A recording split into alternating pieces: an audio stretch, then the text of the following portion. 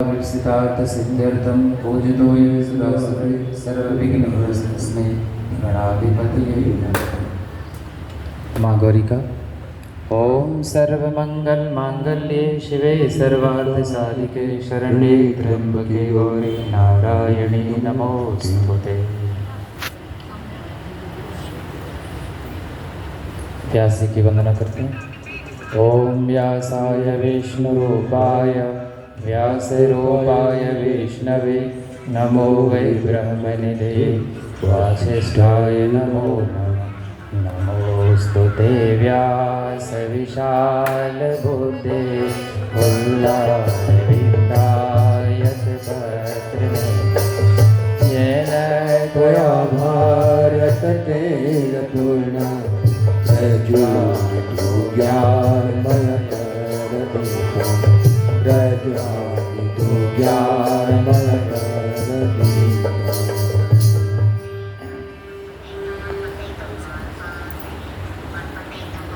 एक बार फिर से अक्षर पुष्प ले लीजिए। श्रीमद् भागवत प्रज्ञा पुराण का भागपूजन। ओम मनोज्योतिर्षुतामाज्यस्य बृहस्पतिर्यज्ञमिमं तनोतुरिष्टं यज्ञवंशमिमं ददातु। ओम विश्वे देवा संयमादयन्तामों प्रतिष्ठा।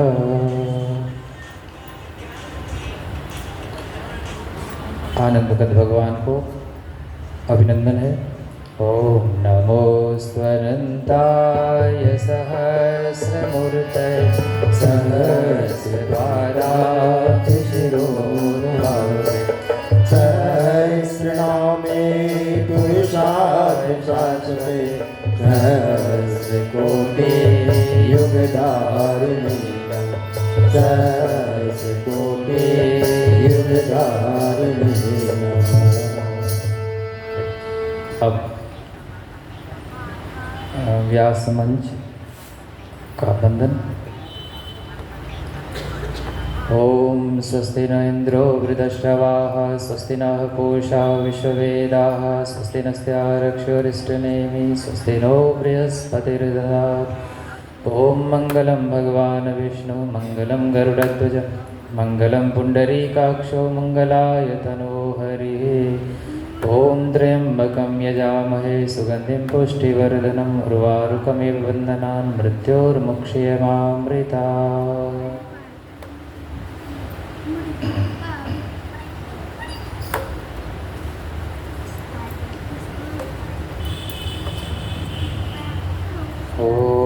ओम चैतन्यं शाश्वतं शान्तं व्योमातीतं निरञ्जनं नादबिन्दुकलातीतं तस्मै श्रीगुरवे नमः। ॐ भगवत्याः जगन्मातु श्रीरामं च परं पितु पादुकायुगलो वन्दे प्रणमामि मुहुर्मुहुः। ॐ नमोऽस्तु गुरवे तस्मै गायत्रीरूपिणे सदा यस्य वामृतं हन्ति विषं संसारसंज्ञम्। मूकं करोति वाचालं पङ्गुं लङ्घयते गिरिं यत्कृपातमहं वन्दे परमानन्दमाधवम्। नमस्ते सते ते जगत्कारणाय नमस्ते ते सर्वलोकाय नमो द्वैततत्त्वाय मुक्तिप्रदाय नमो व्यापिने शाश्वताय नमो व्यापिने शाश्वताय।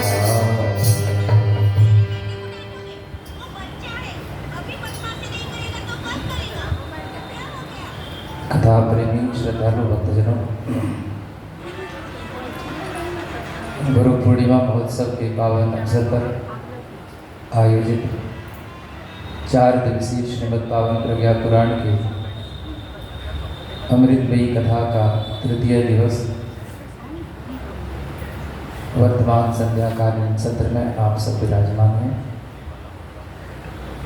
आप सबका पूज्य गुरुदेव वंदनीय माता जी, शांति कुंज हरिद्वार एवं व्यास परंपरा की ओर से भावभरा अभिनंदन है एवं अपनी ओर से आप सबके भीतर छिपे परमात्म तत्व को, जगत माता को बारंबार प्रणाम है, अभिवादन।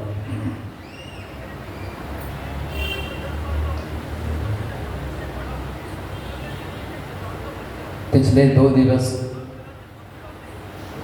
की कथाओं में हम सब ने जो श्रवण किया उसका सार संक्षेप हम लोग स्मरण करते हैं, पश्चात हम लोग आगे की कथा में प्रवेश करें। प्रथम दिवस की कथा में हम लोगों ने श्रवण किया, देवर्षि नारद जी के मन में 2 प्रश्न थे। पहला प्रश्न था कि आज मानव के पास साधन की प्रचुरता है, फिर भी उनकी इतनी दयनीय दशा क्यों है? और इसके समाधान में भगवान श्री हरि कहते हैं कि देवर्षि, आपका जो प्रश्न है कि साधन होने के बावजूद शांति क्यों नहीं है, प्रसन्नता क्यों नहीं है, सुख क्यों नहीं है, दीनता क्यों है, मलिनता क्यों है, तो इसका कारण बस इतना ही है कि सुख शांति का संबंध सिर्फ साधन से नहीं है। सुख शांति के लिए साधन के साथ साथ साधना अनिवार्य है।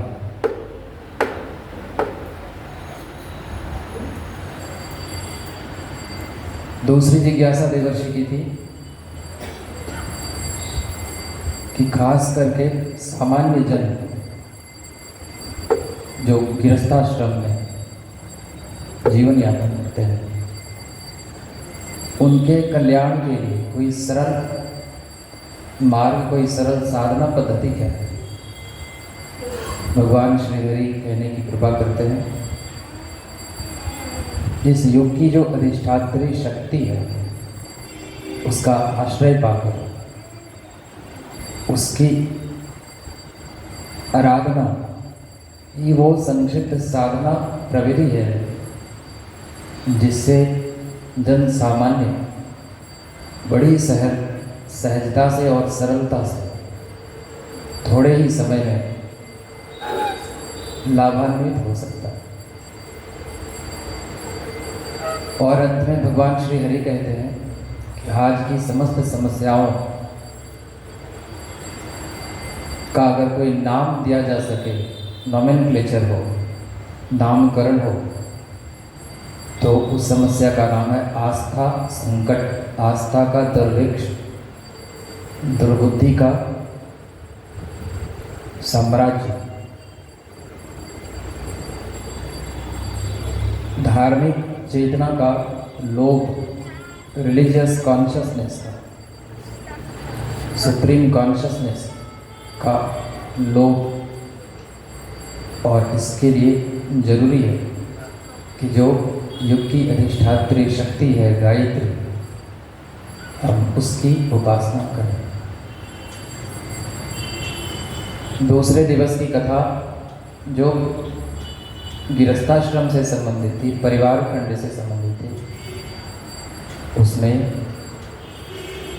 महर्षि धौम्य का सामान्य गृहस्थ जनों के बीच संवाद दर्शाया गया। महर्षि धौम्य ने सारभूत, सर्वमान्य और अनुभवजन्य सिद्धांत की घोषणा करते हुए कहते हैं कि धन्यो गृहस्थाश्रम, जो गृहस्थाश्रम है वो धन्य है। गृहस्थाश्रम अन्य सभी आश्रमों की माँ है। अगर कोई ब्रह्मचर्य आश्रम में है तो उसको भी आश्रय गृहस्थाश्रम से ही प्राप्त हुआ होता है। उसका जन्म भी किसी न किसी सद्गृहस्थ पे ही होता है। गृहस्थाश्रम वानप्रस्थियों की भी मांग है और गृहस्थाश्रम ही सन्यासियों को भी जन्म देने वाली संस्था है। लेकिन वो शब्द का इस्तेमाल करते हैं सदगृहस्थ। पूज्य गुरुदेव इस शब्द को बहुत बार प्रयोग में लाते हैं ताकि हमारी जागरूकता इस शब्द के प्रति, सदगृहस्थ। और महर्षि धौम्य ने सदगृहस्थ के 3 लक्षण बताए। हम लोग सब गृहस्थ हैं, सदगृहस्थ बन सकते हैं। 3 बातें इसमें अनिवार्य रूप से शर्त के रूप से जुड़ी है। पहली बात है एक पत्नी व्रत। इशारों में ही हम लोग समझने का प्रयास करें। दूसरी शर्त है नीति पूर्वक उपार्जन, यानी सम्यक आजीविका, भगवान बुद्ध ने जिसकी परंपरा चलाई थी। और तीसरी शर्त है जीवन में परमार्थ परायणता, जिसके समर्थन में पूज्य गुरुदेव ने बड़ा सुंदर दृष्टांत भी दिया कि अगर किसी समाज को समुन्नत बनना है, सुदृढ़ बनना है, सुव्यवस्थित बनना है, तो यह आवश्यक है कि उस समाज के 5% व्यक्ति कम से कम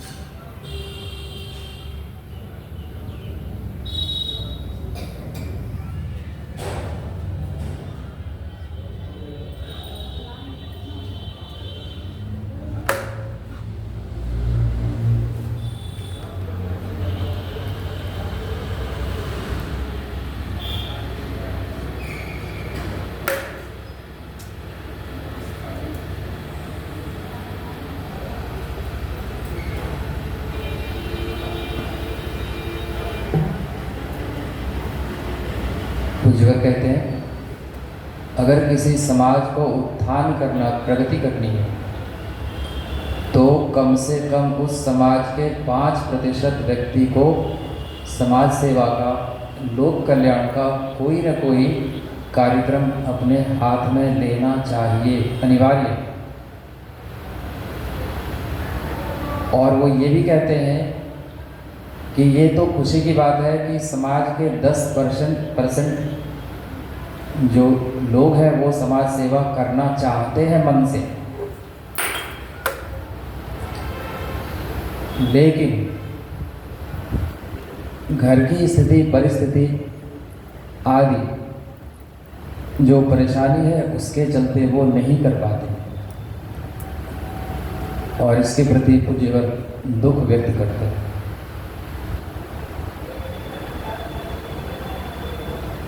और उन्होंने यहाँ तक कहा कि आज 67% जो समाज के हमारे जन हैं वो 60 वर्ष की आयु पार करने के बाद भी अर्थोपार्जन के किसी न किसी सरंजाम से अपने आप को युक्त रखते हैं।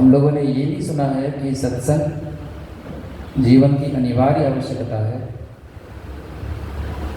क्योंकि इसी के माध्यम से विवेक की प्राप्ति होती है। और प्रथम दिवस के कथा प्रसंग में हम लोगों ने श्रवण किया था कि हमारे जीवन के लिए, हमारे जीवन के उत्थान के लिए, हमारे जीवन के आत्यंतिक कल्याण के लिए जिन पांच चीज़ों की जरूरत है, वो सारी चीज़ें सिर्फ और सिर्फ सत्संग से ही प्राप्त हो सकती हैं। ऐसा लौकिक एवं वैदिक शास्त्रों का एक मत है, और जिसका जिक्र गोस्वामी तुलसीदास जी ने रामचरितमानस में किया। हम लोगों ने श्रवण किया था, मति कीरति गति भूति भलाई, जब जही जतन जहाँ विधि पाई, सो जानब सत्संग प्रभावो, लोकहु वेद न आन उबाओ। यानी मति यानी सद्बुद्धि, गति यानी सद्गति, कीर्ति यानी यश, भूति यानी ऐश्वर्य, और भलाई यानी मोक्ष कल्याण। इन पांच चीज़ों की प्राप्ति का एकमेव आधार है सत्संग। और गोस्वामी जी ने जोर दिया कि आज से पहले जो भी पाया इन पांचों तत्वों को, जिन्होंने भी पाया पांचों तत्व या इनमें से किसी भी एक या अधिक तत्व, जिसने भी पाया, जब भी पाया, यानी जिस भी कालखंड में पाया, जिस जगह पर भी पाया, और जिस भी किसी प्रयत्न से पाया, जब जही जतन जथा विधि पाई, सो जानब सत्संग प्रभावो। और वो प्रमाण के लिए देते हैं कि लोकहु वेद न आन उपाओ, ना तो वेद में और ना तो लौकिक शास्त्र में, धर्मशास्त्र में अन्य कोई विधि बताई गई है। कोई और उपाय हमारी जानकारी में हो ऐसा हमने नहीं सुना है। ये गोस्वामी तुलसीदास जी के, हम नहीं कह रहे, हम निर्दोष हैं। ये गोस्वामी तुलसीदास जी का मामला है, और गोस्वामी तुलसीदास जी एक ब्रह्मनिष्ठ संत हैं। वो अगर कुछ कहते हैं तो वह उनके अनुभव का निचोड़ होता है, उनके अनुभव का सार है, एसेंस है, जिस्ट है। तो हम लोग ये जानते हैं कि बिना भगवान की कृपा से बिनु सत्संग विवेक न हुई। अक्सर हम लोगों ने सुना है, पढ़ा भी है, राम कृपा बिनु सुलभ न सोई। और भगवान भोलेनाथ भी कहते हैं, गिरजा संत समागम सम न लाभ कछु आन, बिनु हरि की कृपा न पाइए गावे वेद पुराण। तो यहाँ पर आप ये कन्फ्यूज़न मत पालिए कि अभी व्यास पीठ पर कथा व्यास की जो भूमिका, जो संदेश वाहक यहाँ बैठा हुआ है, वो कोई बहुत बड़ा संत है, उसका समागम भगवान की कृपा के द्वारा हुआ होगा। ये बात नहीं है। बात ऐसी है कि पिछले दिवस के कथा प्रसंग में हम लोगों ने श्रवण किया था कि जहाँ कहीं भी कथा होती है, जिस भी किसी के द्वारा कथा किसी के भी मुख से क्यों ना प्रकट हो रही हो, उसके पीछे व्यास परंपरा, उसके पीछे व्यास परंपरा होती है। एक बड़ा सुंदर प्रसंग है कि सूत जी जब नैमिषारण्य में व्यास गद्दी पर विराजमान थे और 88,000 शौनकादि ऋषियों के द्वारा कथा का पान किया जा रहा था, उसी समय भगवान बलराम जी वहाँ पधारे। और भगवान बलराम जी बड़े कुपित हो गए, क्योंकि भगवान बलराम जी के स्वागत के लिए जो कथा व्यास थे वो उठकर खड़े नहीं हुए। तो उनको लगा कि सूत जी तथाकथित उस वर्ण के नहीं है जिनको कथा व्यास बनने का अधिकार दिया गया है शास्त्र में। आप लोग समझ रहे हो। एक तो इसकी ऐसी दृश्यता कि कथा व्यास की भूमिका में है, और दूसरी ये कि हमारे आने के बावजूद ये हमारा अभिवादन करने के लिए खड़ा नहीं हुआ। और उन्होंने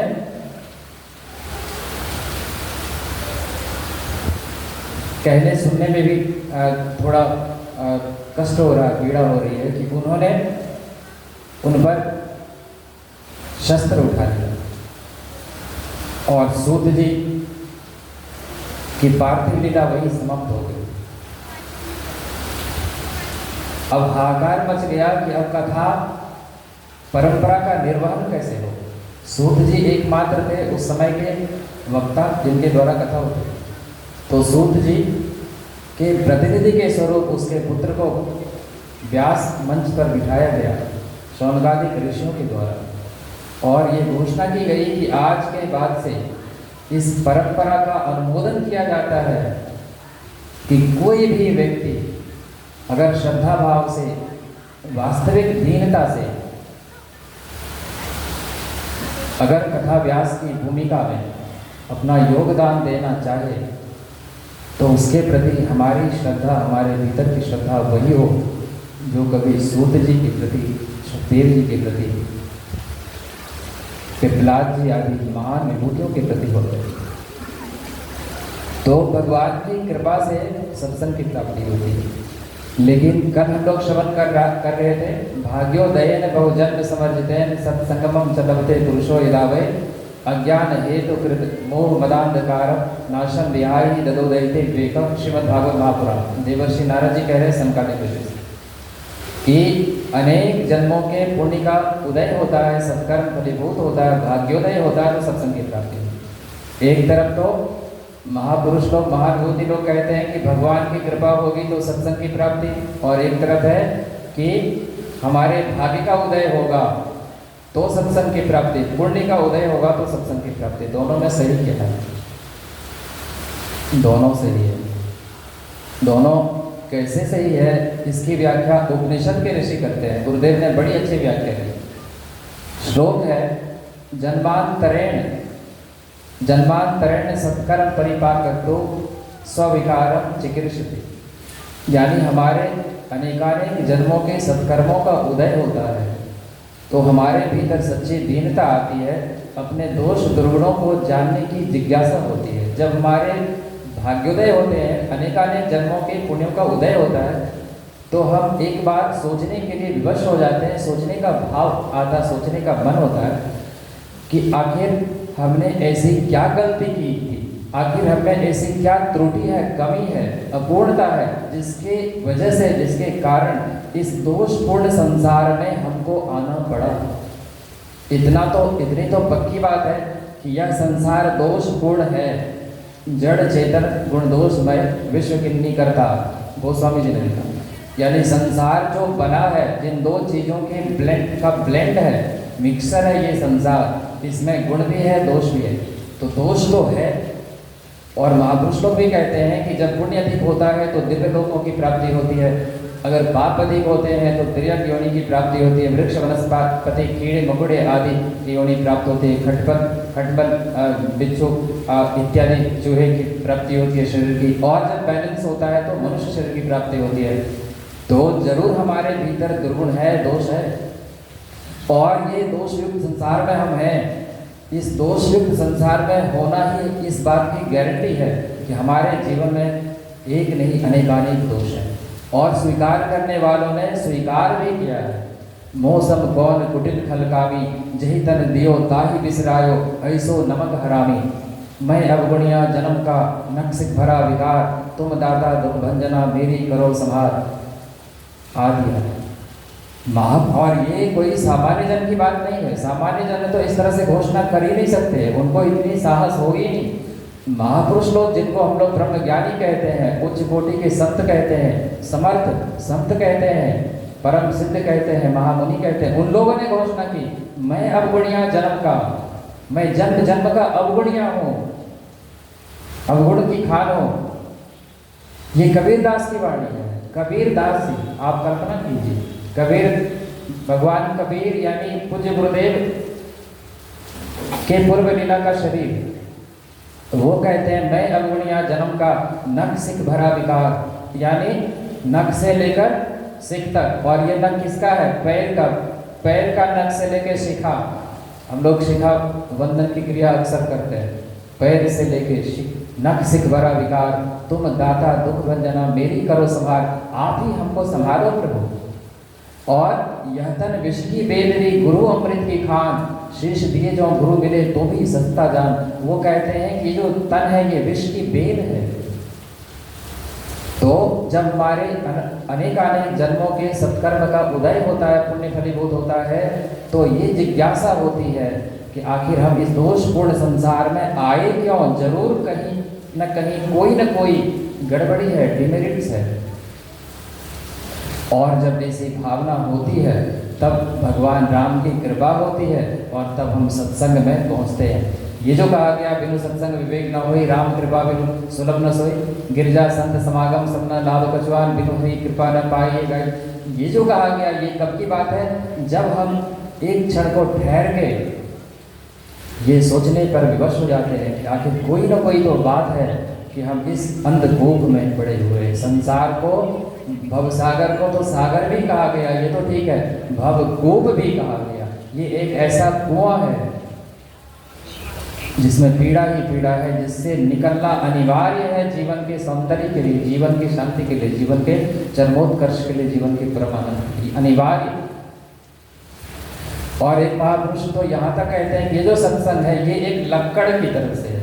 जैसे कुएं में बाल्टी गिर जाती थी, पहले कुएं की जब भरमार थी, इतनी सुविधा नहीं थे, जल के इतने संसाधन नहीं थे, तो कुआं हुआ करता था, इनार हुआ करता था, और कुएं में अगर कोई सामान गिर जाता था तो एक लक्कड़ डुबाया जाता था, उसमें लोहे का बना होता था, ऐसे ऐसे करके उसमें जैसे बाल्टी अगर डूब गया हो तो उस लक्कड़ को गिराते थे, उसमें वो उसकी पकड़ में उसके ग्रिप में आ जाता था और तब उसको खींचते थे तो वो उस कुएं से बाहर निकलता था। तो ये सत्संग एक लक्कड़ की तरह से है। आप भी गिरे हुए हैं, हम भी गिरे हुए हैं उसी कुएं में, एक ही कुएं में हम भी हैं, आप भी हैं। हम भी निकलने का प्रयास कर रहे हैं, आप भी निकलने का प्रयास कर रहे हैं। और जब इस प्रयास में एक तरह का यथार्थ होता है, एक तरह की ईमानदारी होती है, तो भगवान कहीं न कहीं करुणाद्र हो उठते हैं और उनकी करुणा पिघलती है और हम सब के लिए सत्संग का शुभ अवसर प्राप्त होता है। यहाँ पर ना तो हमारी बात हो रही है ना आपकी बात हो रही है, यहाँ पर पूज्य गुरुदेव की बात हो रही है, हमारी संस्कृति के पुरोधाओं की बात हो रही है, जो अध्यात्म के मार्तंड है, महान विभूति है, उनकी बात हो रही है, हमारी आपकी बात नहीं है।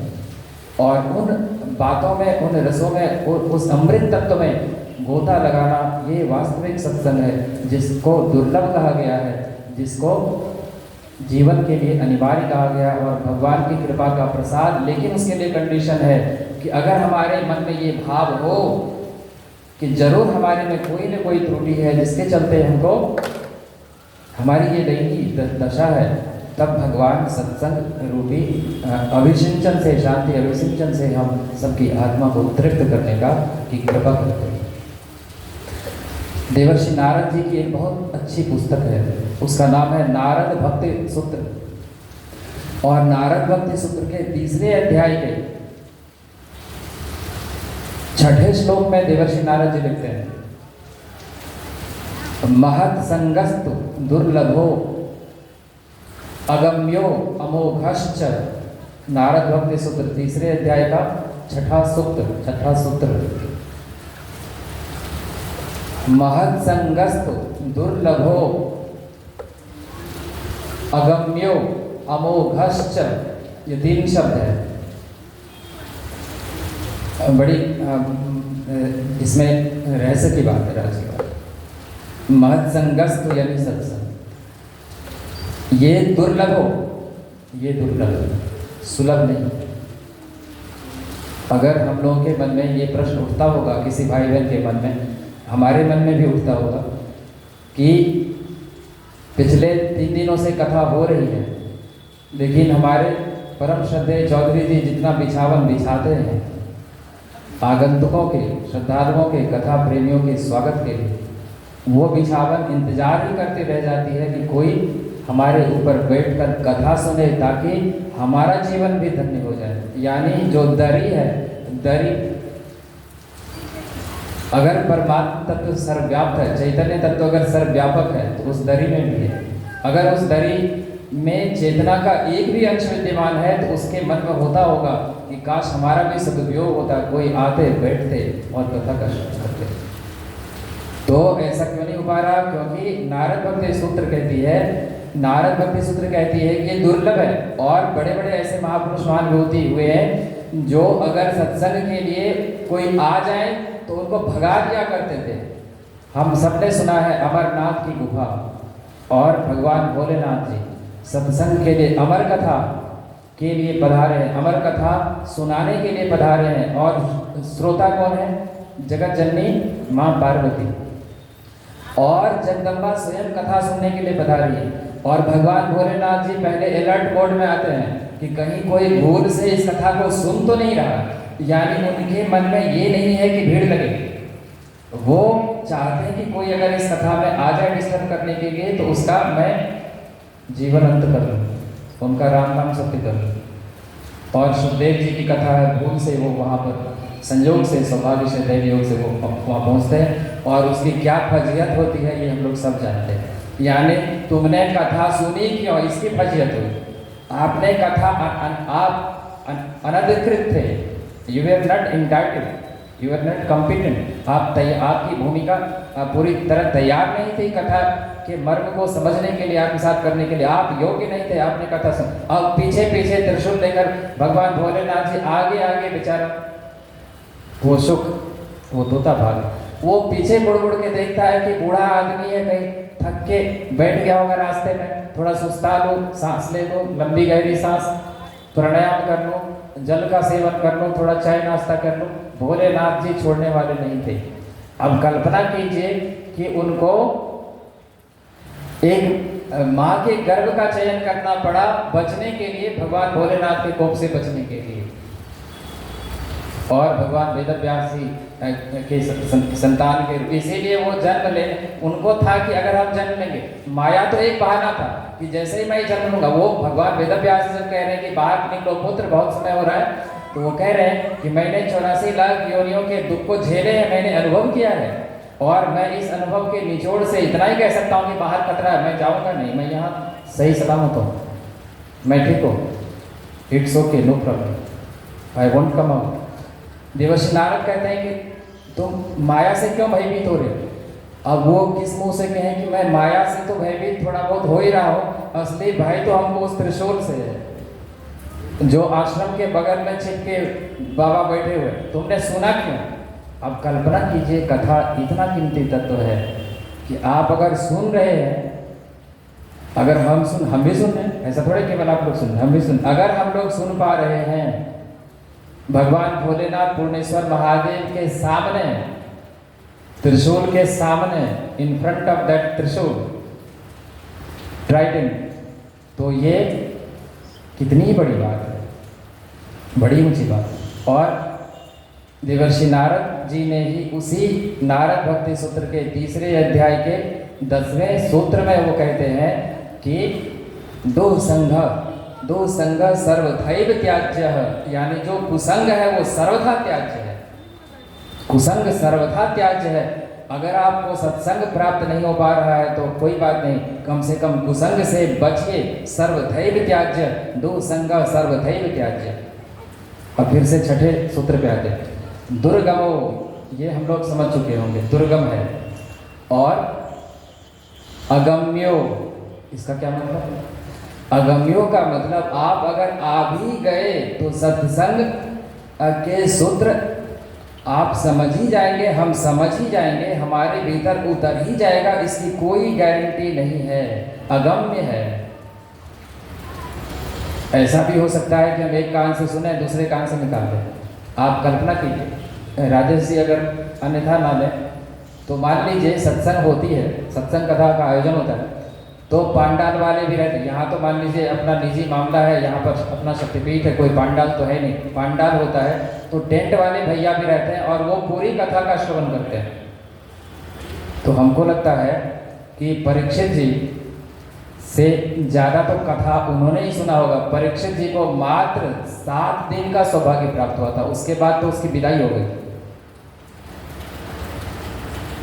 और वो पांडाल वाले भैया हमको लगता है कि कम से कम 7 वर्ष से सुन रहे हैं, मामला जहाँ का तहाँ, मामला फंस रहा, अटक रहा कहीं ना कहीं। अगम्य हो, यानी हम आ गए तो हम आ गए हैं इसकी कोई गारंटी नहीं है। ये देवर्षि नारद जी कह रहे हैं, हमारा इसमें हमारी कोई गलती नहीं है।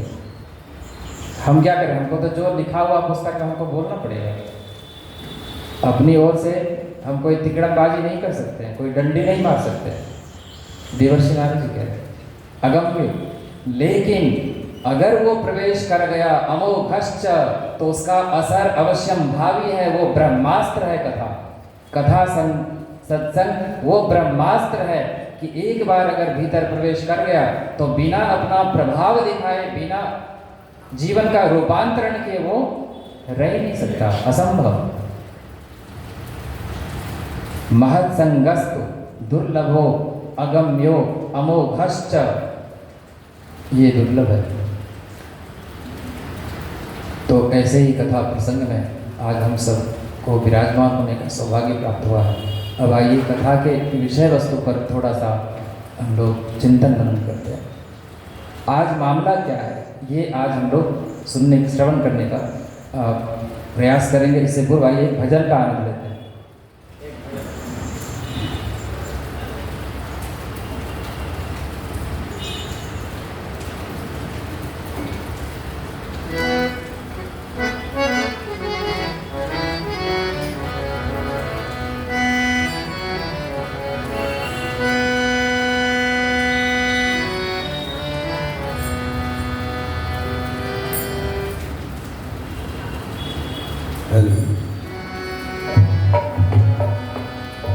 नाम बड़ा पावन है मैया, नाम बड़ा पावन है मैया। जब सीताराम कहती है उसने उजारा राधापुर को, जहाँ जमुना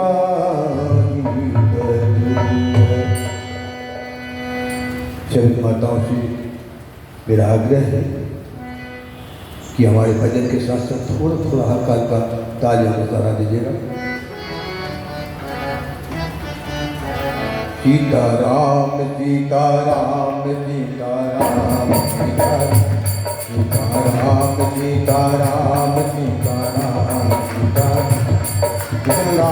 सीताराम सीताराम सीताराम सीताराम सीताराम सीताराम सीताराम सीताराम राम राम राम सीताराम सीताराम सीताराम सीताराम सीताराम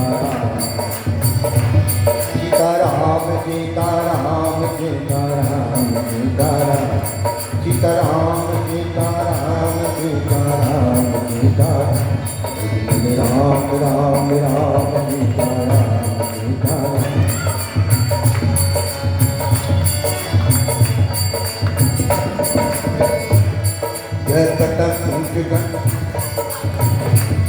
यह यह नाम बनाया कटक गणपति गोपाल ने, यह नाम बनाया कटक गणपति गोपाल ने। गया अविलंब नाम सबरी के जंगल में, गया अविलंब नाम सबरी के जंगल में।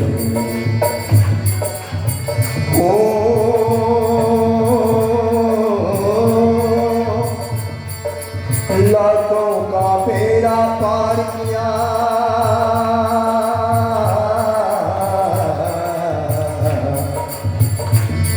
लाखों का फेरा पार किया, लाखों का फेरा पार किया, पहुँचाया हरि का धाम। सीताराम सीताराम सीताराम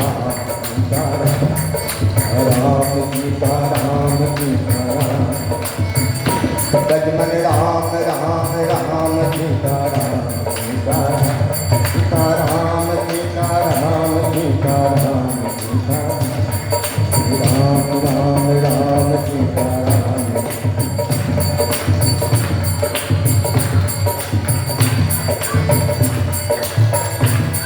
बजरंग बली के बल में इसकी महिमा आदि है, बजरंग बली के बल में इसकी महिमा आदि है।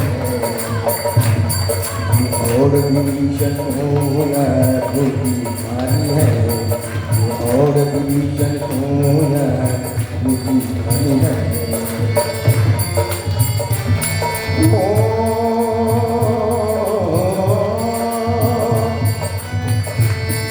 नारद जी के दीना पर्वत का, नारद जी के दीना पर्वत का,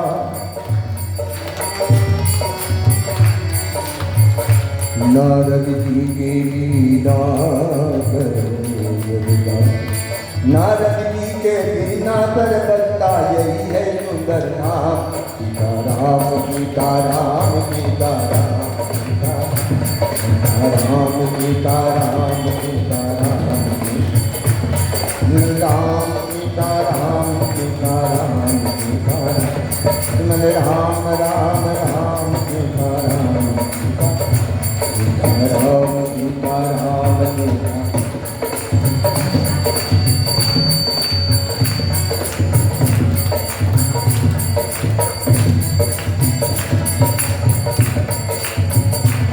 ब्रह्मा जी के चारों वेदों से यह नाम चलता है, ब्रह्मा जी के चारों वेदों से यह नाम चलता है। शंकर जी के बाणक मंदिर दीपक का जलता है, शंकर जी के बाणक मंदिर दीपक का जलता है।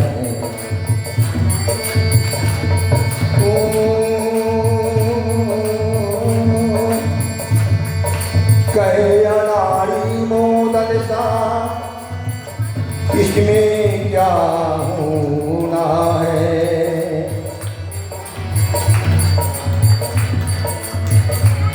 हम क्या जाने प्रेमी जन इसमें क्या होना है, क्या जाने प्रेमी जन इसमें क्या, हम क्या जाने प्रेमी जन इसमें क्या होना है। ये बाबू जाने इस नाम की क्या क्या होना है, ये बाबू जाने इस नाम की क्या क्या होना है। भज कर देखो लेना